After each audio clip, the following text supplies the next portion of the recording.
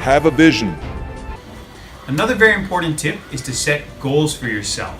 Let's say, for example, you want to exercise more often. You want to set goals that are specific. Don't just say to yourself, I'm going to exercise more often. Set a specific goal. For example, 5 days a week, I'm going to go for a walk 30 minutes on each of those 5 days. Maybe you want to increase the number of push-ups you can do. Say to yourself, I'm going to do 50 push-ups every day for 1 month. You don't necessarily have to do all those push-ups in one set, but you can do them throughout the day. The most important is to try to hit that target of 50 push-ups every day. And when you set goals, it's a really good idea to think big, have big dreams, but you also want to be realistic. Let's say, for example, the maximum number of push-ups that you can do in one set is 5.